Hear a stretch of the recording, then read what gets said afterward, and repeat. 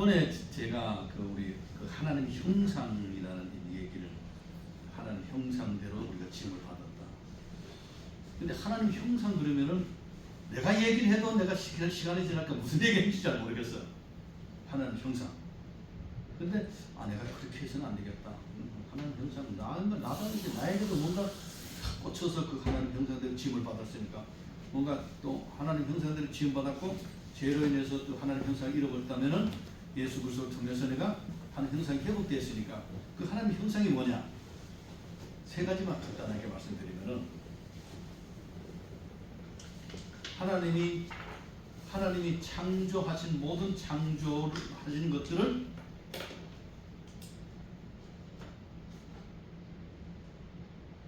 그 창조한 소중한 것들을 우리 마음속에 하나님이 창조한 것들을 소중하게 생각할 수 있는 것. 여기는 보존하고 지키고 생육하고 이 모든 것들이 포함되어 있다는 것. 그리고 또 하나는 관계라는 게 있잖아요. 관계.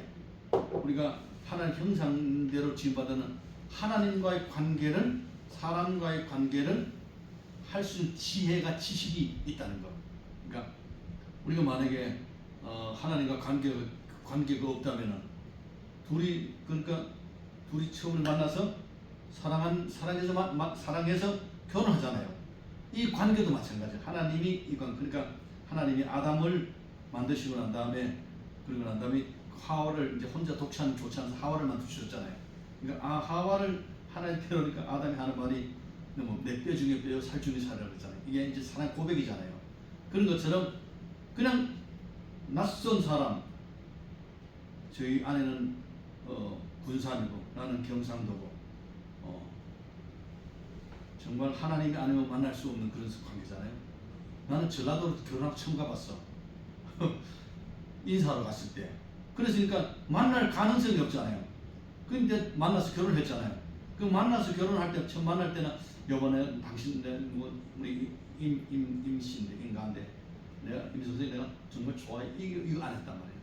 안 하고 그냥 만나서 이분하고 결혼하게 되면 첫 번째 생각에는 참 멍청한 거지. 하나님이 일을 할 수 있겠구나. 그리고 또 하나는 우리 집사람 그냥 보니까 그래도 얼굴이 그냥 그때 봤을 때는 그런 이쁘다. 내는데 이쁘다. 그럼 우리 가족들한테 주변 사람들 소개해도 부끄럽지는 않겠다. 이런 것들이 기초가 되어 있는데 그래가지고 이제 결혼을 하고 좋아하는 마음이 생기고 하는 것처럼 이 관계라는 것이 두 분의 관계도 마찬가지야. 이성 간의 관계도 하나님의 형상이 이성 간에 만났을 때, 친구 간에 만났을 때에, 부모 형제 간에 만났을 때 사는 마음을 하나님 주신 것이 본 하나님의 형상이에요. 우리 마음속에. 그러니까 하나님이 사람의 마음속에 하나님 만드신 것을 소중하게 생각하고 그리고 하나님과 관계나 아니면 또 이성 간의 관계나 이런 모든 관계들을 잘 할 수 있도록 하신 것이 하나님 형상의 한 부분이라고. 만약에 이게 없다면은 맨날 만나봐도 좋아하는 마음이 없다면은 어떻게 결혼하겠어요? 그렇잖아요. 저분은 참 내 이상형이구나. 그래서 좀 가까이 가보고 싶구나. 얘기하고 싶구나. 이렇게 하는 것, 이렇게 마음이 우리 마음속에 올라오는 것이 그것이 하나님 형상의 한 부분이라는 것이죠. 그게 없으면 우리 결혼도 못하게 되죠. 기능적인 면이 있다. 기능적인 면. 우리가 힘이라든 기능적인 하나님 형상에 우리 하나님이 주시는 기능적인 그것이 이제 신학에 와서는 하늘과 땅에 모두 권세를 주신 것이죠. 그러니까 우리가 하나님의 일을 함에 있어서는 우리가 가지고 있는 바울이 이제 그런 고백하잖아요. 바울이 이제 내가 두렵고 떨림으로 전도할 때 두렵고 떨림으로 나간 거죠. 왜냐하면은 내가 왜 두렵고 떨림으로 하나님의 말씀을 전하고 전도를 하느냐. 두렵고 떨림은 내가 하는 것이 아니고 나를 통해서 하나님 성령이 하셔야 되니까, 하나님 영이 하셔야 되니까, 전하는 사람도 마찬가지고 듣는 사람 속에서도 하나님의 성령이 감동이 돼야 예수를 믿고 구원을 받고 죄인이 회개하고 제사함을 얻는 것이지 그러지 않고는 안 된다는 거예요. 그런 것이 바로 뭐냐? 하나님이 우리에게 주시는 권세, 능력. 이게 없으면 안 되잖아요. 이제 우리 동기 가운데 가장 먼저 개척한 목사가 그때 전사모 그때만 해도 벌써 몇 년이야 40년 가까이 그때만 해도 개척하면 교인들이 막 전도하면 막 많이 밀려오고 제일 먼저 신학교 졸업하고 개척한 거예요. 성격이 좀 덜렁덜렁 한 분. 개척하니까 뭐 교인들이 그냥 지하에 오는데 한번 가니까 그때는 우리 뭐 개척도 안 그러니까 교인이 그때만 해도 막 그냥 뭐 80명 50명 된다고 그러면서 근데 그 목사님이 조금 막 하여튼 좀 실수도 많이 해 그런 성격이야 성향이 한 번은 이제 사모님 나보고 목사님 전사님 몇 명인들 우리 전사님요 진짜 이제 무식해요. 전도할 때 보면요 그분도 이제 칼빈신학교 나왔는데 남편도 칼빈신학교 말하는 거 보면요 전도를 저렇게 가지고 무슨 전도가 되겠냐는 소리도 없고 뭐 논리도 없고 그냥 막 중구난방이고 막 얘기한다는 거예요. 그냥 예수 믿으라고 막 그 사모님도 신학했으니까 어느 정도 알잖아요. 그러니까 그렇게 얘기하는데 저렇게 가지고는 도저히 전도가 안 될 것 같은데 운다는 거예요. 울면서 회개한다는 거예요. 그게 어떻게 사람이 할 수 있겠냐고. 새파란 젊은 그때 한번 한 30대 초반 새파란 전도사가 세상을 볼품 도는 전사가 전도를 할 때에 듣는 사람이 거기서 울면서 회개한다는 거예요. 그게 하나님이 하신 일이지 사람이 할 때게 사람으로 안 되는 거예요.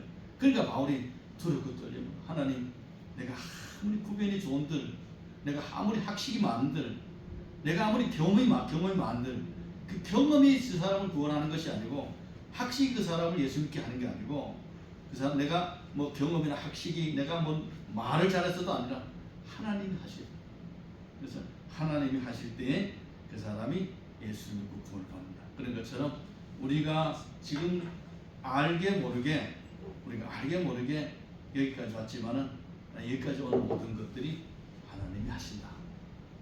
아멘 해요?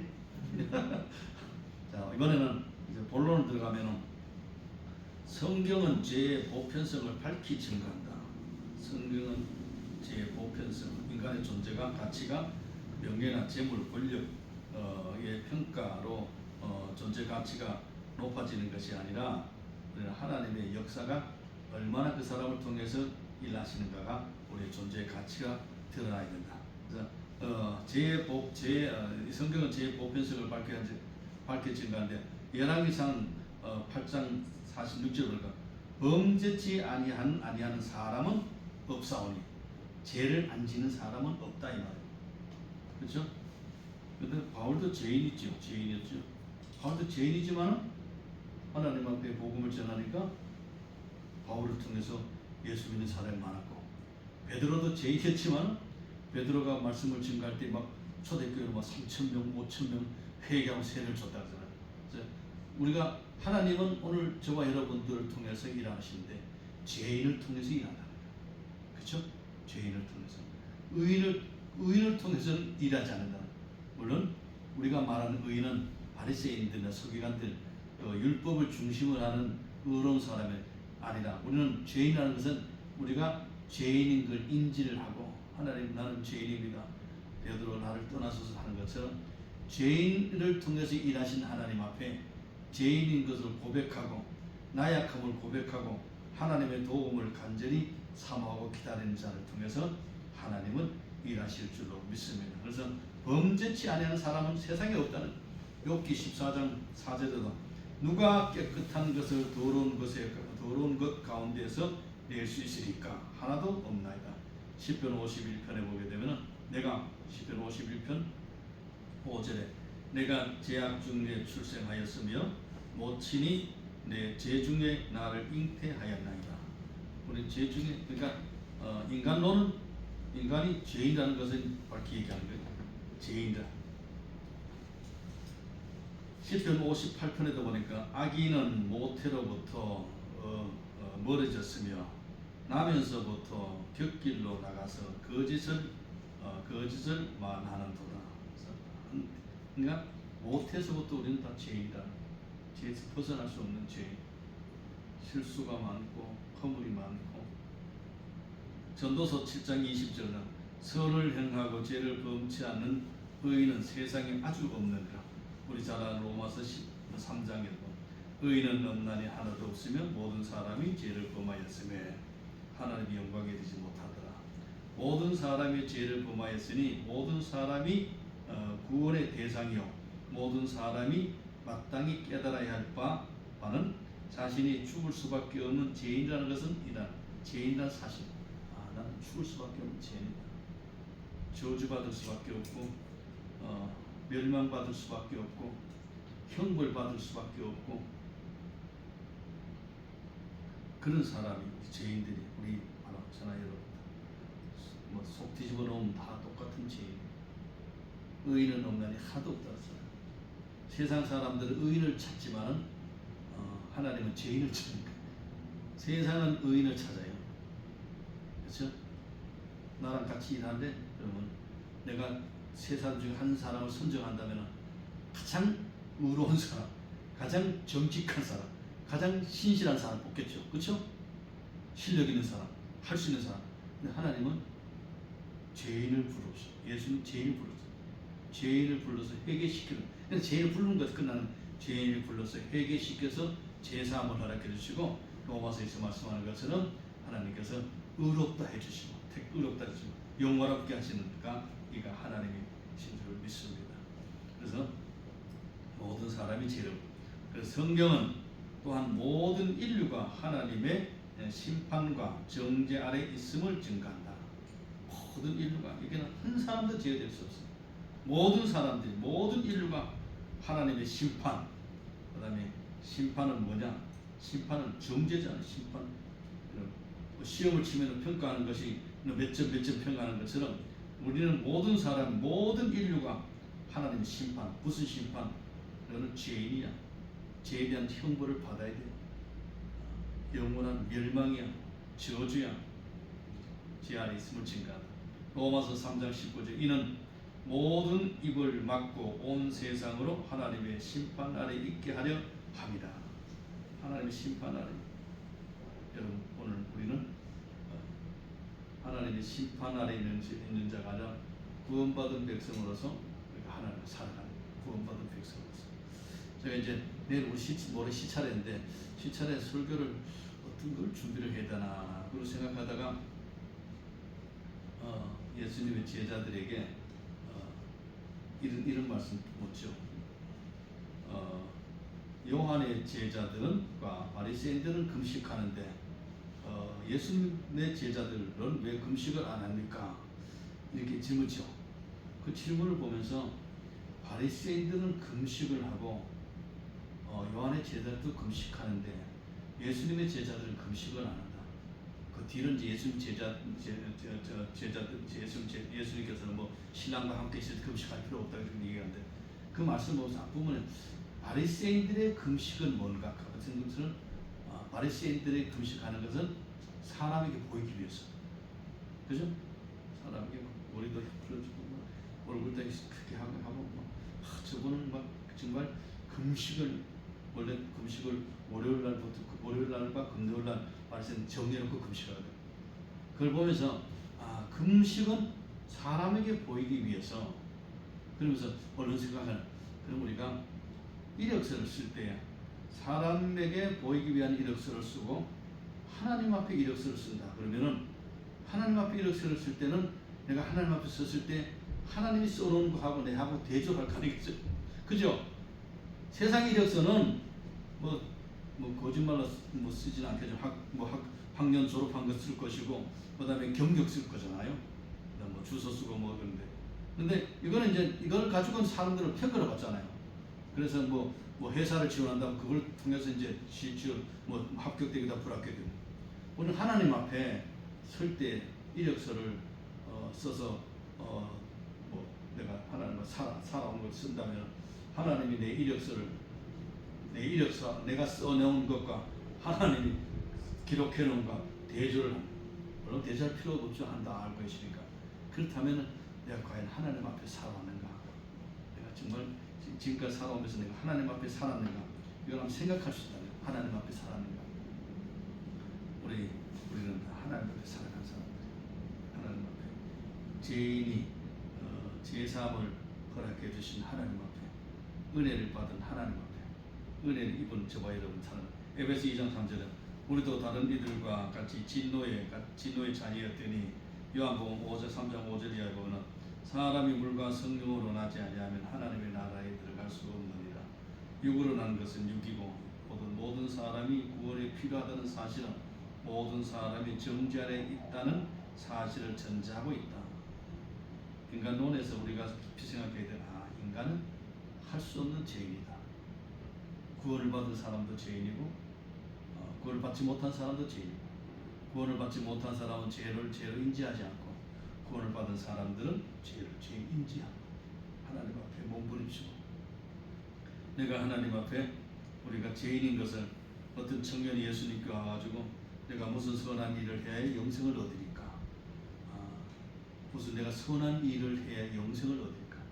우리가 선한 일을 해서 영생을 얻는다면은 얼마나 좋겠어요. 근데 선한 일을 해서 영생을 얻는 것이 아니라 우리 예수를 믿음으로, 그래서 예수를 믿음으로 우리가 구원받은 사람들이 하나님의 거룩한 선한 일에 감사함으로 동참하죠.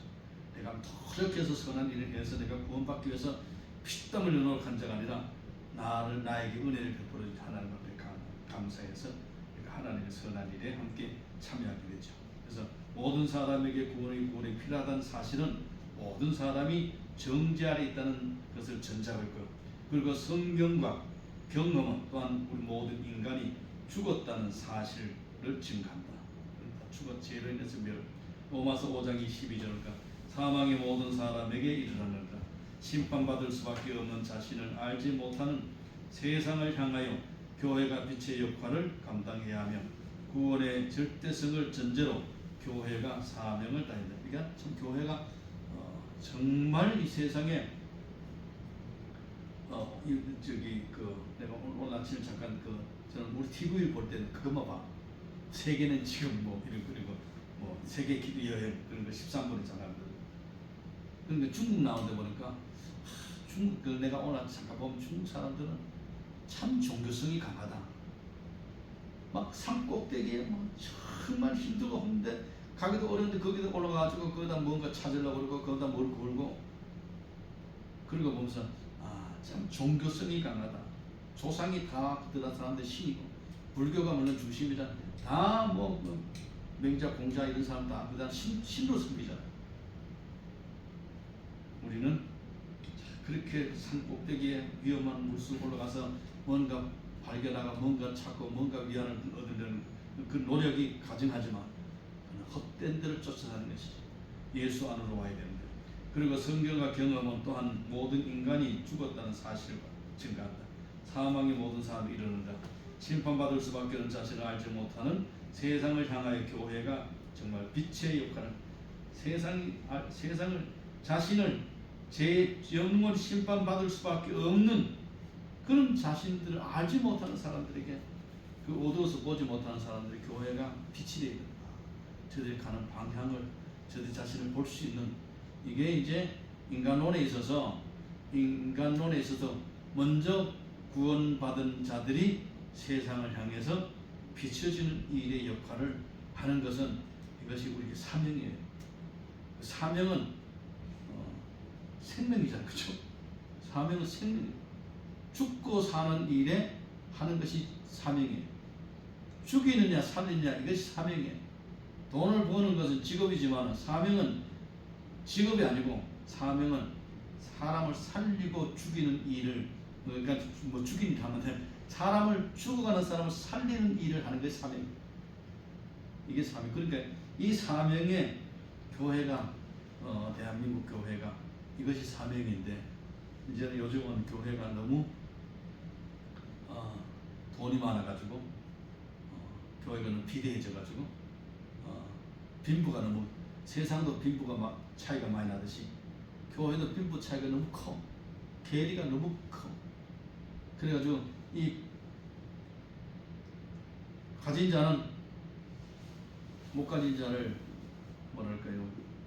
위에서 군림하기도 하고 그들을 그냥 다스리려고 합니다. 우리는 다 하나님 앞에서 죄인이고 동일한 하나님의 형상대로 지음받았고 동일하게 하나님의 다 똑같이 사랑을 받는 사람인데 누구는 세상 것을 가지고 그래가지고 군림하는 것이 어떤 의미로 본다면 죄를 지을 수 있는 가능성이 더 많은 거죠. 그래서 우리는 작은 교회에 섬기는 것은 하나님의 축복이에요. 축복. 큰 교회 나가요? 그다음 죄의 전가에 대한 펠라기우스 주의는 무엇인가? 로마서 5장 12절을 해석한 말하기를 아담이 현실적으로 범죄하였기 때문에 사망한 것 같이 모든 후손도 현실적으로 죄를 범죄하였기 때문에 사망했다고 주장한다. 고대 교회 펠라기우스는 아담의 죄가 전가를 이 학설이에요. 이 전가를 부정했다. 그는 아담의 타락 후에는 모든 사람이 선을 행할 본성적 능력, 곧 자유의지를 부여받았다고 하여 내가 해야 한다고 나는 할 수 있다 주장하였고, 그러니까 우리가 여러분도 얼마나 정말 그런 것을 한번 생각해 보는지 모르겠는데 난 할 수 없는 죄이다.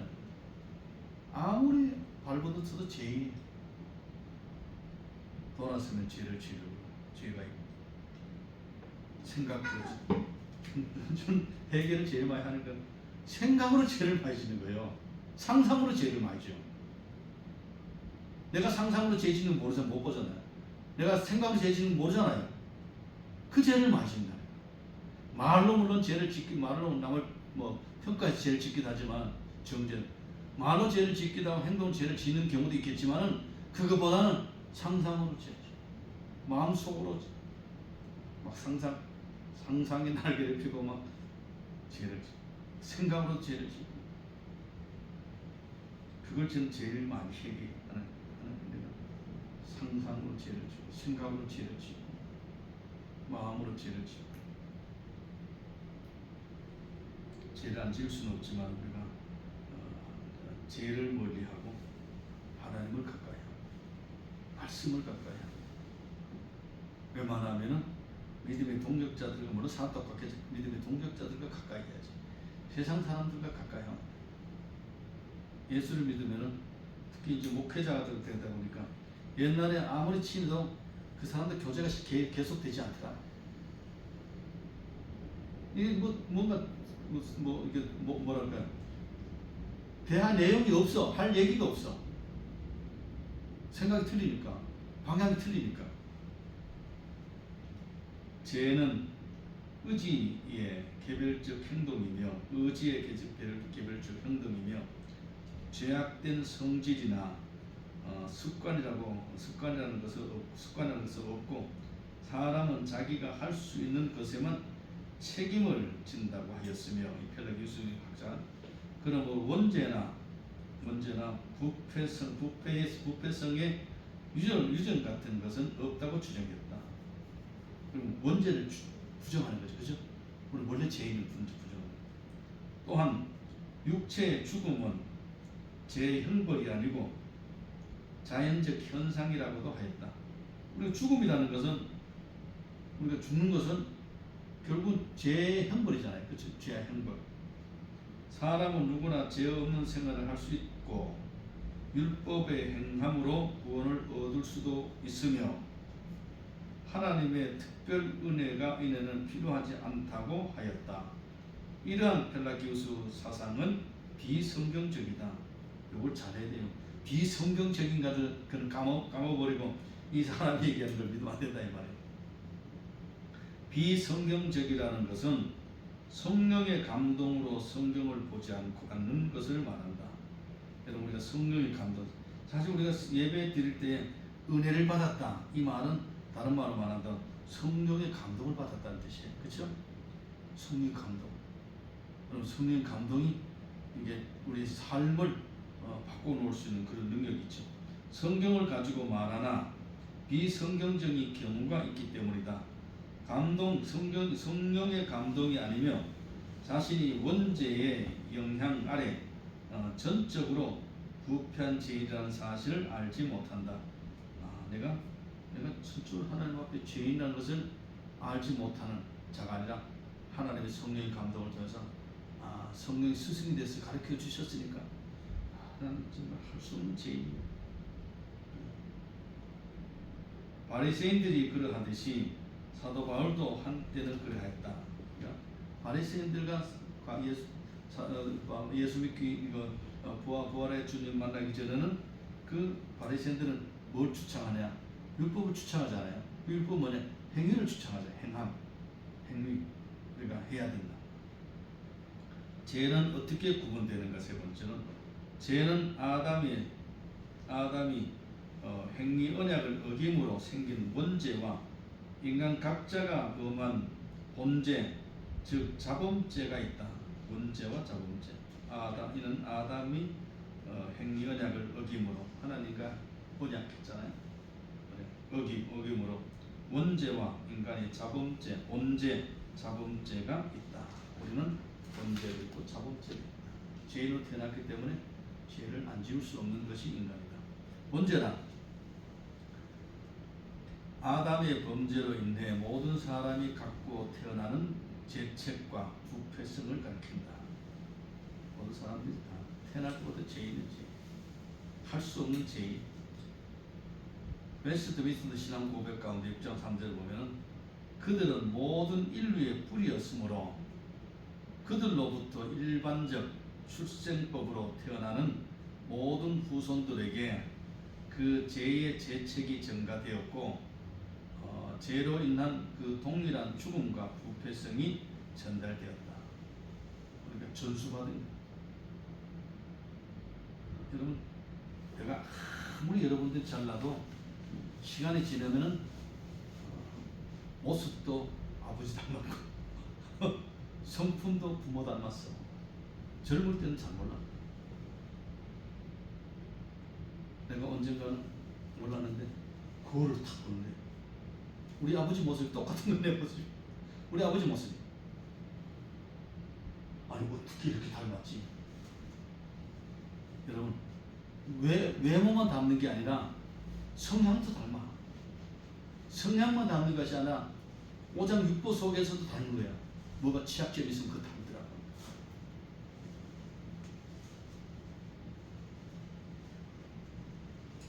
그러니까 우리는 그 닮은 걸 부정할 수가 없어요. 유전이에요. 유전. 죄의 유전이고 부모의 유전. 아담의 첫 범죄와 죄책의 전가뿐 아니라 또한 그 범죄로 부패성이 모든 인류에게 전달되었다. 첫 범죄로 인한 인성의 부패성을 흔히 전적 부패성과 전적 무능이라고 부른다.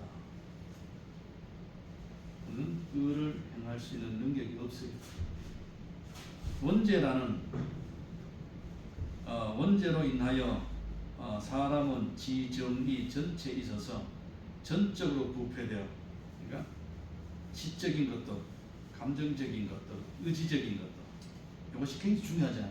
지정의가 요 전체에 있어서 전적으로 부패되어 사람들이 보면요, 얘기를 한 삐딱하게 듣는 사람 있죠.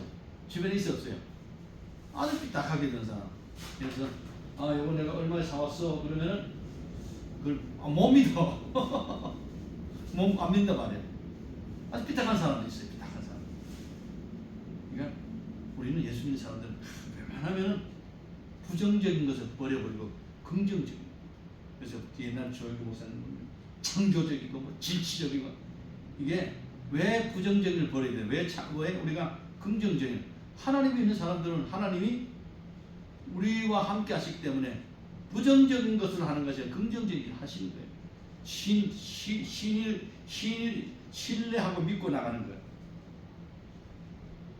여러분들도 이제 만약에 그런 부정적인 생각, 남편이 뭐 하려고 그럴 때에 예를 들어서 아내가 이거 안 될까? 내가 현실적으로 안 될 것 같은데 막지 말고, 아내가 뭘 하려고 그럴 때에 아무리 이렇게 생각해도 어떻게 이치 안 맞아 못하게 하는 것이 아니라 만약에 예수 믿는 사람이니까 남편이 하려고 그러면은 그래 한번 해보세요.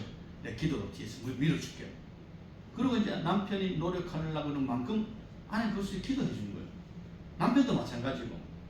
그렇게 아내의 기도가 좀 부족하다고 생각하면은 교회에다 얘기해가지고 내가 하나님 이런 일을 앞으로 하려면 좀 여러분 기도 좀 해주십시오. 이렇게 얘기해요. 이게 그래 하나님이 일을 하시지. 기도를 해야 하나님 일을 하시지. 기도 안 하는데 하나님 하시겠어요? 안 하시지. 우리 신앙생활에는 아까 제가 말씀드린 골방이 엄청 중요해요. 골방이. 요즘은 신방은 별로 없어졌어. 신방 가는 경우는 별로 없어요. 그렇죠? 신방 가는 거 싫어하죠. 엄청 싫어요. 우리 집에 누가 오는 것도 싫어. 우리 집 다 싫어해요. 왜냐면 누가 오면 청소해야 되잖아요.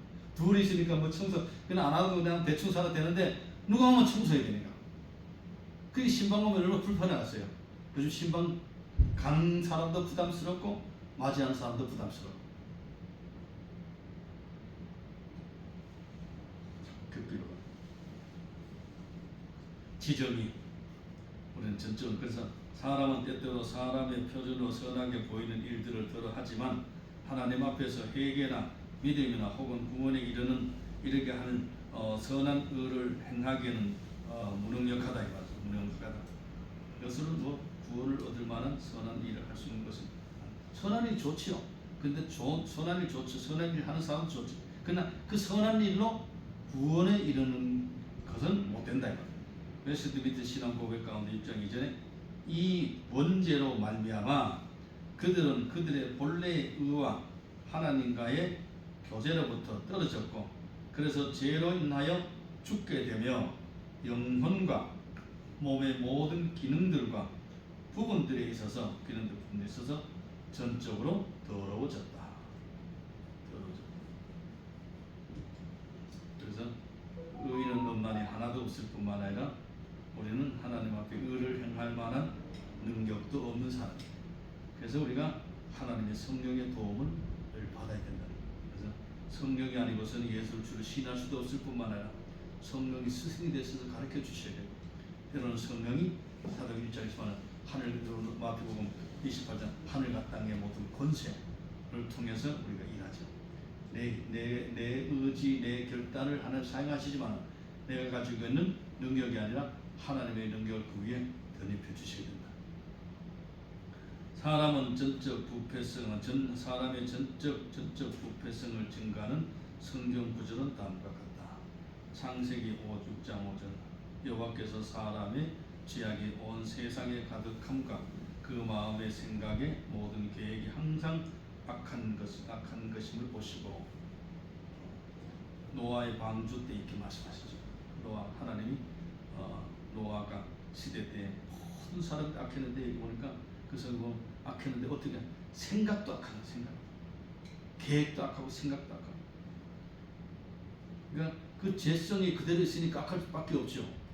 죄인이 회개해야 뭔가 새로운 마음을 다시 이제 하나님이 도와주시고 새로운 마음을 갖게 되는데 죄를 유출이 되는데 이사야 64장 64절에 대저 우리는 다 부정한 자 같아서 우리의 의는 그 다 더러운 옷 같으며 예레미야 27장 9절에 만물보다 거짓되고 시험이 부패한 것은 사람 마음 부패한 치료할 수 없는 마음이다. 치료를 받으면 좋은데 치료할 수 없는 것이 마음. 그래서 그 마음을 하실 수 있는 것은 오직 하나님밖에 없는 거예요. 하나님밖에. 만물보다 거짓되고 심히 부패한 것이 마음인데 이 마음을 치료할 수 있는 것은 사람의 기능으로는 안 된다 이 말이에요. 사람의 노력으로 안 된다 이 말이에요. 뭘로? 하나님의 성령이 도와주셔야 된다. 시편 58편 3절에 보니까 이런 말씀을 했어요. 악인은 모태로부터 멀어졌으며 나면서부터 곁길로 나간 거짓을 말하는도다. 이런 것이 이제 하나님 우리에게 말씀하십니다. 그 다음에 성경은 또한 사람의 전적 무능력을 증가한다. 사람은 전적으로 무능하다. 똑똑한 것 같지만 똑똑하다 보면 자기 잘난 척하는 사람일수록 그 자신 자기 자신을 더 모릅니다. 근데 사람 있잖아요. 그 자기랑 성향이 틀리면은 무조건 별로 안 좋아해요. 그렇죠?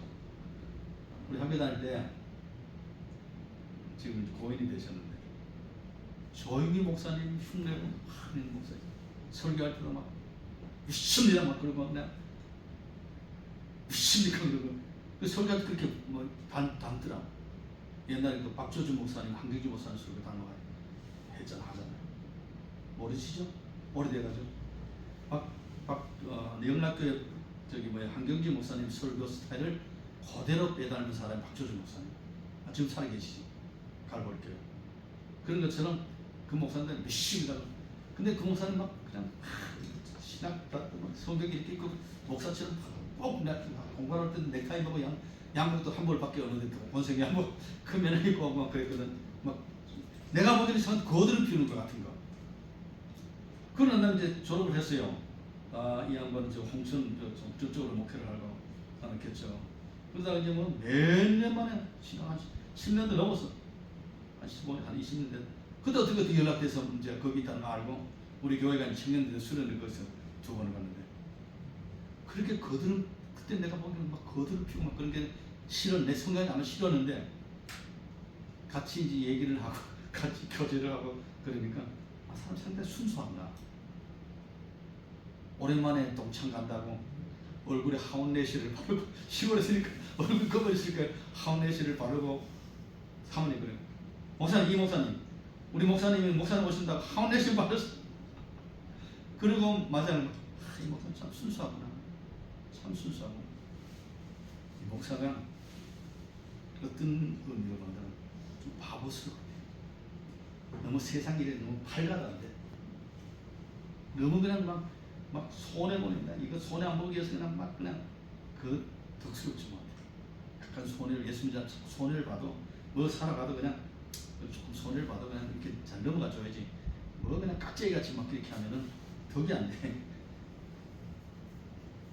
요한복음 15장 5절에 나는 포도나무여 너희는 가지니 저가 내 안에 내가 저 안에 있으면 이 사람은 과실을 많이 맺나니 나를 떠나서는 너희가 아무것도 할 수 없습니다. 예수님을 떠나서 아무것도 할 수 없는 존재, 무능한 존재. 그래서 그 칼빈의 5대 견인 가운데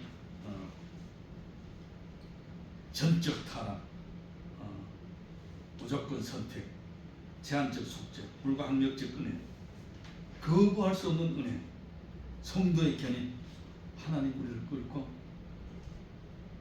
비탈길이든지 오르막이든지 냇가든지 그 끌고 어디까지 가나 하는 나라까지 가는 거예요. 견인차가 뒤에 끌려가는 거예요. 여러분과 제가 성령이 끌려서 나가는 거예요. 어떤 때는 막 좌로도 보고 우로도 보지만은 그러나 결국은 끌려서 어디까지 가느냐? 하나님 앞까지 가는 거예요. 그래서 나를 떠나서는 아무것도, 하나님을 떠나서는 아무것도 할 수 없는. 로마서 7장 18절에 내 속 곧 내 육신에 선한 것이 그하지 아니하는 줄을 아노니 원함은 내가 있으나 선을 행할 것은 없노라. 로마서 8장 7절 육신의 생각은 하나님과 원수가 되나니 이는 하나님의 법에 굴복지 아니할 뿐만 아니라 할 수도 없습니다. 육신에 있는 자들은 하나님을 기쁘시게 할 수 없느니라. 하나님께 가까이 나아가는 자에게는 사랑의 하나님께서 죄악된 실상을 밝히 깨닫게 하시며 애통하게 하실 것이다. 죄 때문에 나는 그 은혜라는 것이 그러더라고요. 어제 아침에는 새벽에는 피곤하니까 막 기도도 하기 싫고 막 그런데 예배를 들어나다 딱 무릎 꿇고 강사람 하염없이 눈물 나오는 거예요. 하염없이. 미워하는 사람들도 막 불쌍해지는 거지 않아요. 예를 들어서 이제 관계가 이게 좀 별로 안 좋다던가 그래서 기도할 때 그냥 관계가 있으니까 그냥 대충 됐던 사람도 있잖아요. 형제가 아니라 이런 사람도 있잖아요.